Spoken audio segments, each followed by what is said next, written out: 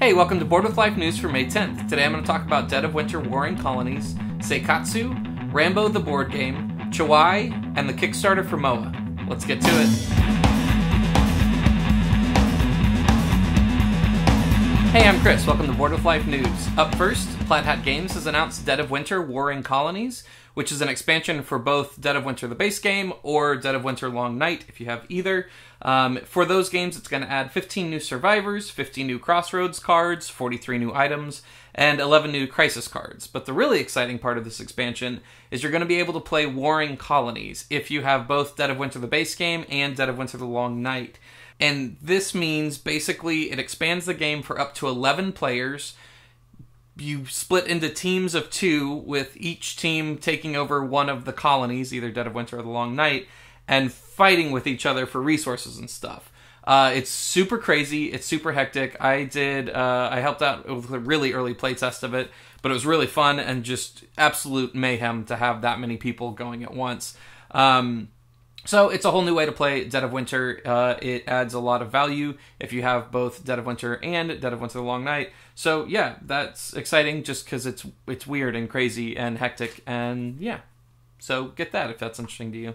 IDW Games announced Seikatsu, which is a tile-laying game where you're trying to build the most beautiful Zen garden. It's got absolutely gorgeous cover art.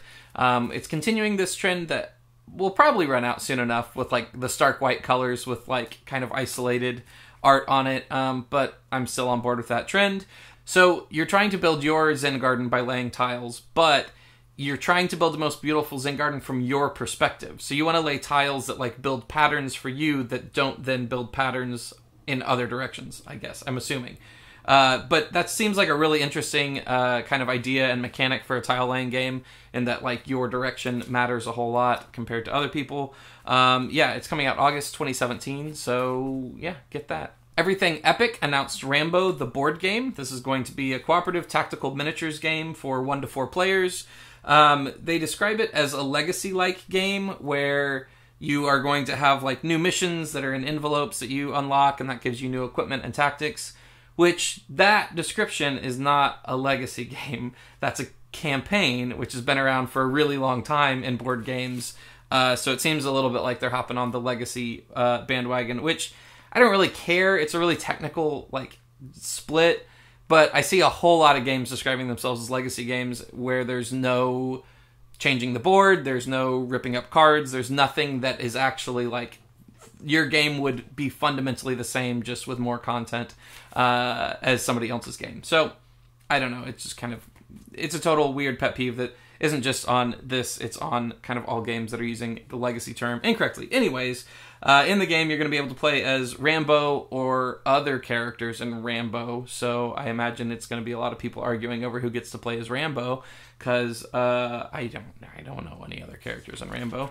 Anyways, Superlude announced Chawai, which is a 2 to 6 player game from Bruno Fatuti that plays in about 20 minutes, so it's a quick playing game.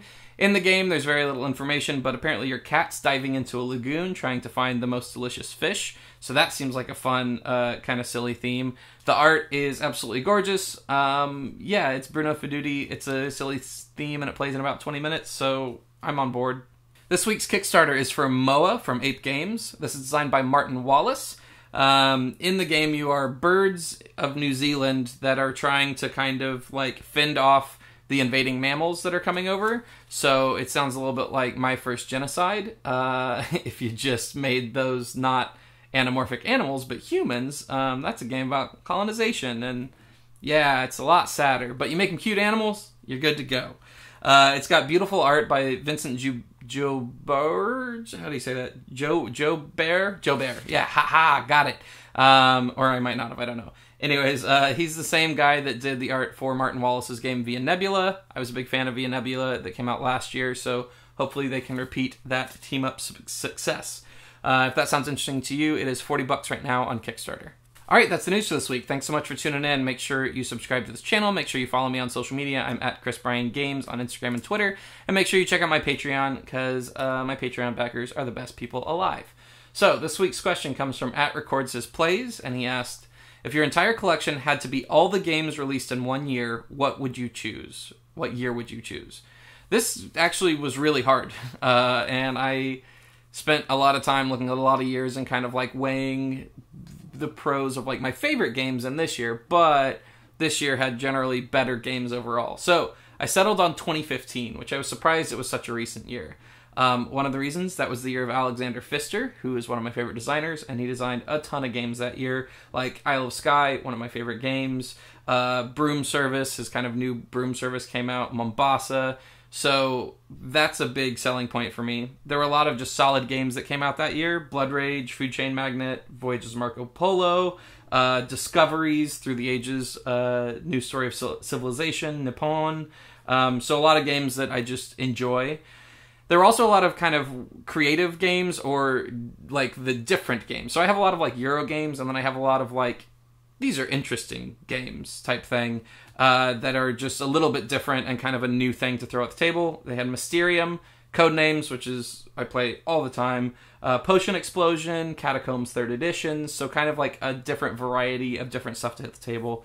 And it was also the year of kind of the Legacy explosion, where Pandemic Legacy obviously came out, so that's a great game, even though that is a little bit weird because like the replay value goes way down after you finish the campaign, but the act of doing the campaign is awesome. Time Stories came out, assuming I could have expansions, because otherwise that's a game you only get to play a couple times. Kingdom Death Monster, which is just an absurd amount of content, came out, so I feel like games like Kingdom Death would keep me occupied for a really long time moving forward. So yeah, it was a really solid year, but there were other really solid years that I had a lot of trouble not going with. So what would you choose? Let me know in the comments what year you would choose and why, because, yeah, it's interesting. All right, thanks so much for tuning in, and I will see you next week.